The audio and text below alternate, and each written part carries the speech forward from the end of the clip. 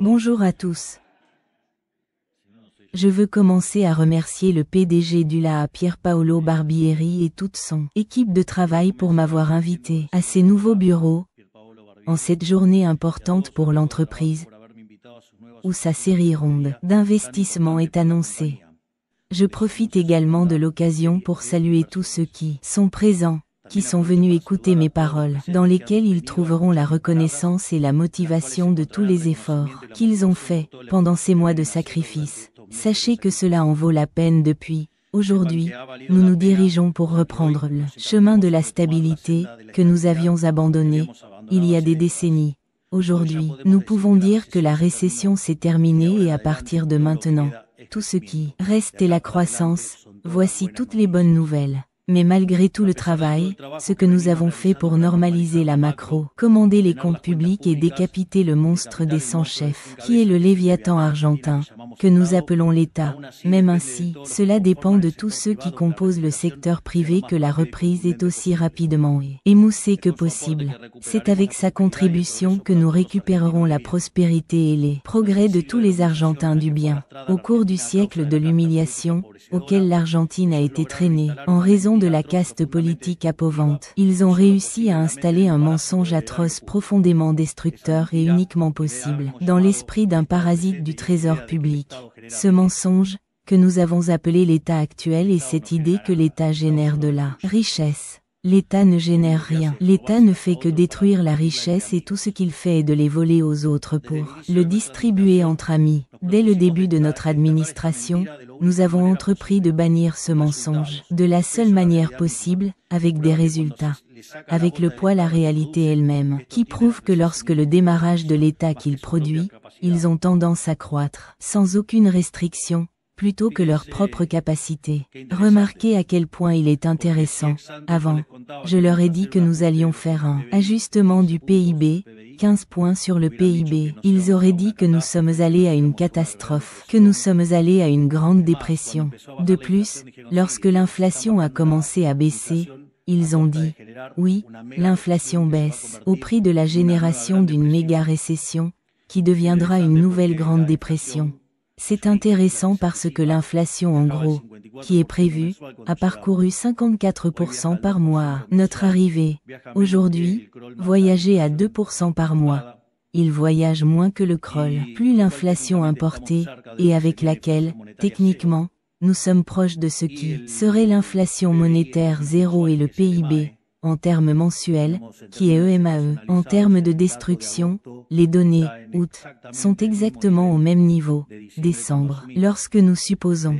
Autrement dit, nous avons fait le plus grand ajustement de l'histoire de l'humanité et que l'économie n'a souffert que, pendant 3-4 mois.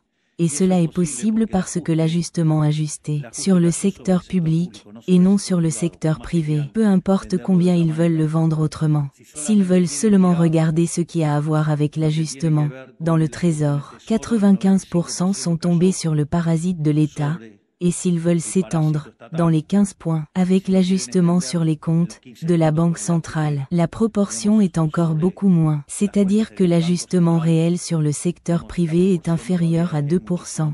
Par conséquent, l'ajustement, loin d'être récessif, a seulement stabilisé la macro et a jeté les fondations pour la forte reprise que nous montrons aujourd'hui. Ensuite, comme Jefferson l'a dit, la vérité se défend par vous-même. Seule l'erreur nécessite un soutien gouvernemental. Autrement dit, malgré toutes les choses que les médias disent, parce que si vous lisez les éditeurs, il semble que nous le soyons, au milieu de la Seconde Guerre mondiale et en perdant, mais bon, cela s'appelle l'abstinence du modèle.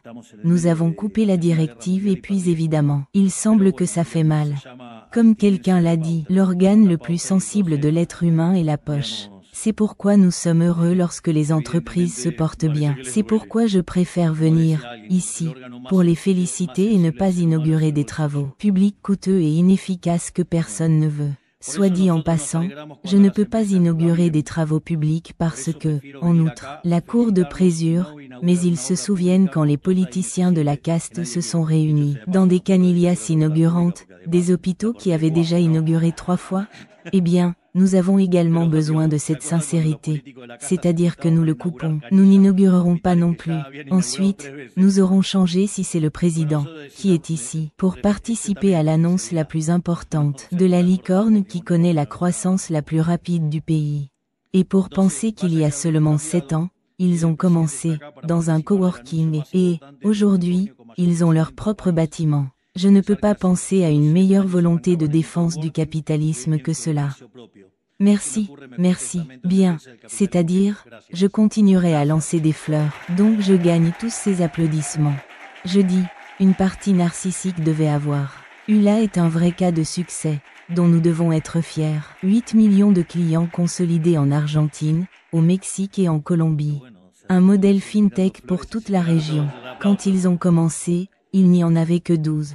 Aujourd'hui, sont plus de 1500, dont 60% sont personnels hautement qualifiés, dédiés aux problèmes technologiques. Mais, sans réduire l'importance à ce qui a déjà été mentionné, vous générez un avantage social spécial, qui fait partie de la révolution, qui a commencé des portefeuilles virtuels. Ainsi, ils ont facilité que les couches les plus basses de la société puissent numériser leurs revenus en toute sécurité, leur offrant des avantages pour la consommation dans différents magasins et leur permettant d'entrer dans les marchés où la virtualité était un obstacle. Auparavant, je souligne également la démocratisation du crédit qu'ils ont produit, ce qui lui a permis d'avoir une capacité de crédit à des personnes qui, peut-être, ne répondaient pas aux exigences d'une entité bancaire conventionnelle. S'il y a du crédit, il y a des investissements.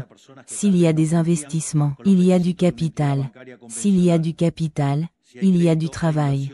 Et s'il y a du travail, les salaires réels augmentent, la pauvreté et la dénuement tombent, et, par conséquent, cela se traduit par une plus grande prospérité et progrès. Autrement dit, vous êtes la preuve vivante que le seul moyen de racheter les pauvres et de les sortir de la misère est plus le capitalisme, plus la liberté, plus d'innovation. Comme le dit Pier Paolo, la concurrence nous élève. Lorsque nous sommes arrivés au gouvernement, l'État avait les otages les plus pauvres, à travers un monopole qui a établi que la seule façon de collecter une aide sociale était par le biais de la Banque nationale. Savez-vous ce qu'ils ont fait lorsque le paiement a été accrédité ? La grande majorité l'a transféré dans un portefeuille virtuel. Parce que, pour tous les avantages que j'ai mentionnés auparavant, une autre preuve complète que, pour plus d'obstacles placés, de l'État, la liberté finit par imposer. Par conséquent, j'ai confié au ministre de la Capitale humaine, Sandra Petovello, à désarmer ce monopole absurde afin que les gens aient la liberté de choisir ou collecter une aide économique. Il n'est donc pas surprenant qu'une entreprise qui a donné tant de choses grandisse tellement. C'est pourquoi, parmi de nombreuses autres raisons, qu'ils ont été en mesure d'initier leur série d'investissements en série pour 300 millions de dollars, évaluant la société à 2750 millions de dollars. Une véritable réussite. Encore une fois, mes félicitations. Ce qui est vraiment provisoire, c'est que l'Argentine a tout pour devenir une puissance technologique, et comme je l'ai déjà dit à une autre occasion, l'innovation technologique n'est rien de plus que de faire plus avec moins, rien auquel l'Argentin n'est pas habitué. Nous sommes convaincus que nous avons quoi, et je ne parle pas seulement des ressources que nous pouvons obtenir de la terre, je parle du plus grand avantage comparatif des Argentins, nous-mêmes. Tant de décennies de collectivisme nous ont appris à amener l'eau aux pierres. Bref, nous avons toujours vécu sous l'oppression de l'État. Au cours des 100 dernières années, nous avons dû vivre tout le temps dans une course d'obstacles. Imaginez tout ce que nous pouvons avancer si nous interdisons tous ces obstacles.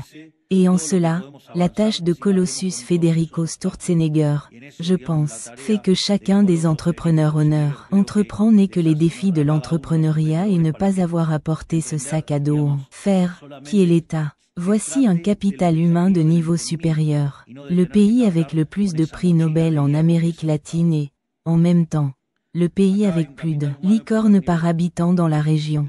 Vous en êtes la preuve. La ressource humaine et le programme économique a fonctionné, fonctionne et continuera de fonctionner. Nous devons désarmer ce léviathan monstrueux dont nous avons hérité. Nous sommes un autocuiseur sur le point de découvrir son plein potentiel.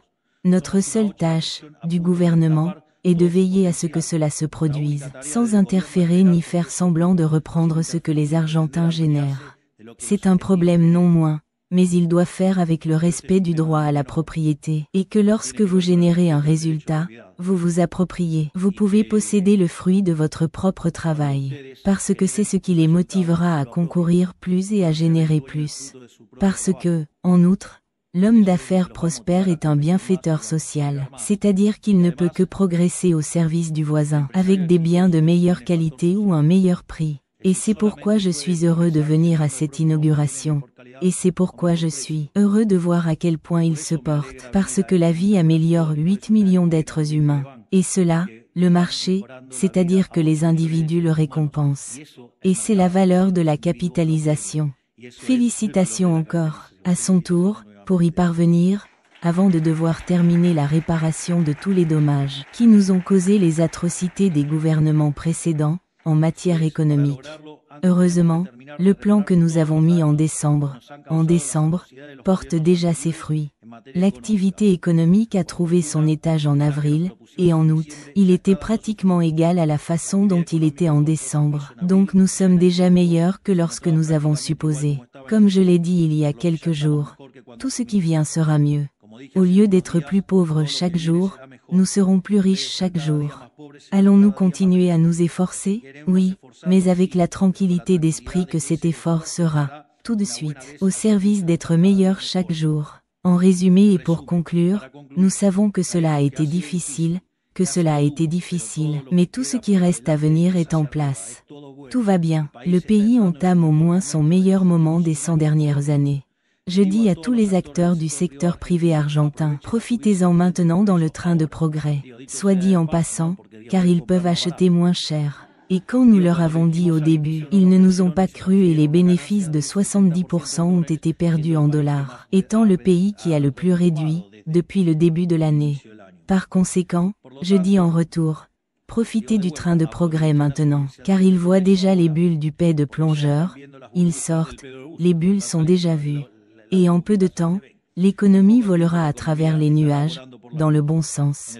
Par conséquent, merci encore à ULA pour ses invités et ses succès dans cette nouvelle étape. Le pays vous a pour ce qui arrive.